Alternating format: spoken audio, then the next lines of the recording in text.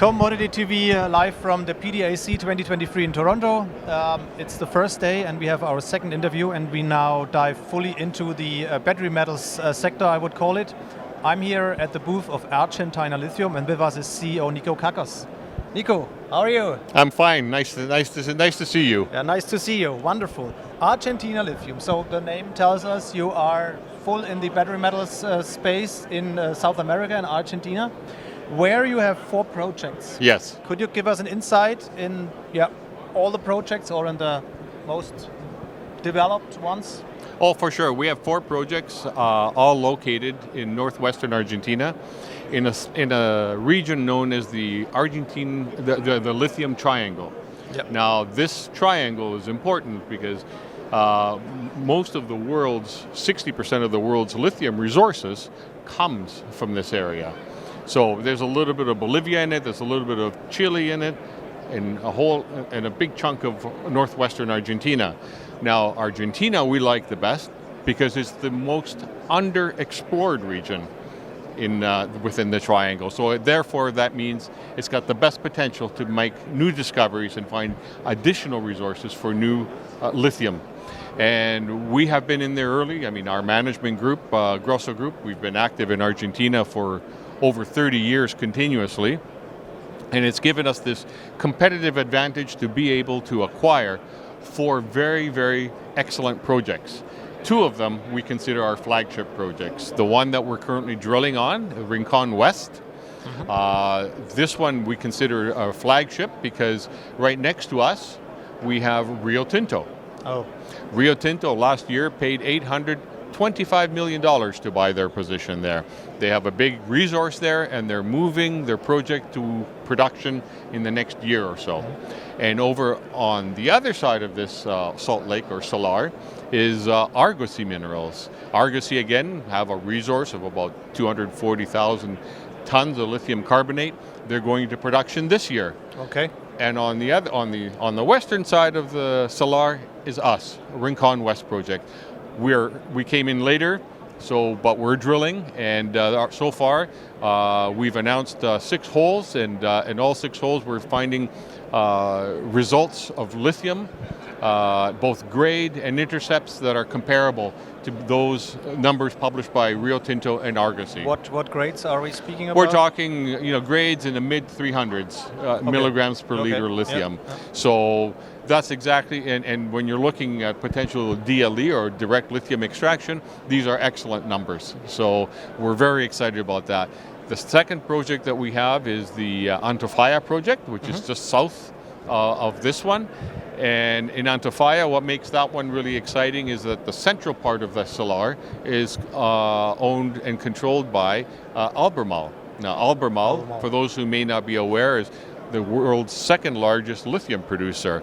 And they've announced, not the number, but we have an idea, what they consider to be the largest lithium resource in Argentina. So we have the northern 10,000 hectares of that, and we're just receiving the drill permits for that. So in the next quarter here, we expect to begin drilling on that project as well. So we have a lot of very exciting exploration activities upcoming here. Okay, these 2 projects, and you have 2 more, Pocitos and Incahuasi? Pocitos and Incahuasi, those are excellent projects, large projects, both more than 25,000 hectares of property each. But they're in salars where there is no major there's no major discovery yet. So we've prioritized the 2 that we know where the salars have lithium potential at economic potential grades versus these. So we're going to focus on Antofalla and on Rincon West first. And then after we're completed, we're going to turn our focus to Pocitos and to Incahuasi. Okay, completed means what is the company strategy? The company strategy is to prove up as much lithium resources as possible, and then be in a position to either sell the project, joint venture the project, to move towards production. We're not producers, even if we knew how to do it. We're excellent exploration, but I believe our exploration team is second to none in Argentina, and we like to focus on that. When it comes time for production, we bring in those who are experienced and understand the risks and how to mitigate those risks best and move the project forward. Okay. So before this will happen, you will have much work to do, as you mentioned, with drilling. So what are the plans for this year? Well, this year on Rincon West, we announced a 9-hole drill program. We're on hole number 8 right now, so we have one more hole to do. And then since then, we've acquired 2 other concessions that add on to that. And those drill permits are just coming in now, so we expect to move the drill rig over and continue drilling on Rincon West. I foresee drilling throughout the rest of the year, and we do it takes about a month to do a drill hole. So every month for the rest of this year, I foresee that we will have drill results to publish. And then by middle of this year, we will start drilling on Antofalla. It will be a second drill program. We'll have 2 drill programs ongoing. So that will be another drill program that will be continuing. And then the third milestone for this year is we're working on publishing our first resource calculation, and we foresee that coming out sometime in the second or third quarter of this year. Okay, so much drilling to come, that means you need much money. So the question is, what is cash in the bank? Well, we're very fortunate. In the last quarter, we're able to raise a large financing. We have over $10 million in the bank right now, so I'm happy to say we're fully funded to execute on all of the drill programs and all the exploration programs that I outlined. And then on the basis of those results, we will design next year's program. And of course, we'll have to fund those, but we'll do that later in the fall when we have a better idea what those programs will be. Okay, so did there any strategic or institutional investors came in with the last financing? With the last financing, we had some lithium funds participate, some institutional investors.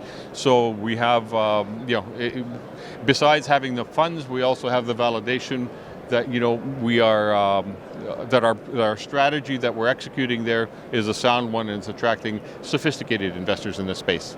Okay. So Nico, at the end of the interview, what would you say makes Argentina Lithium unique in comparison to other lithium companies in and outside of Argentina?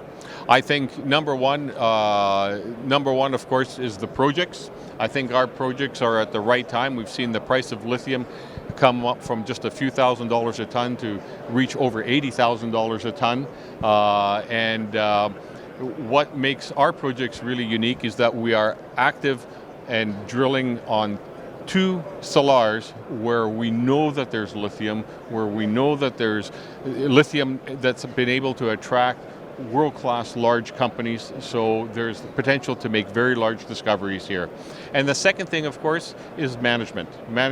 Grosso Group that we're managed by, we have 30 years of experience in Argentina. In fact, this year marks our 30th year. Oh, wow. And we have a lot of success. We have a lot of success in Argentina, and we have seen before, been able to make discoveries from early stage and take it right up to production. So we understand the process and the risks involved, and being able to effectively manage that, I think, with some expertise, is what sets us apart from a lot of our competitors. Sounds great to me. Yeah. Okay, Nico, thank you very much for this interview and the insight in your very interesting company.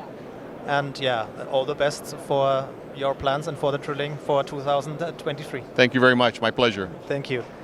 Yeah, that was Commodity TV here with Argentina Lithium. Yeah, you heard it.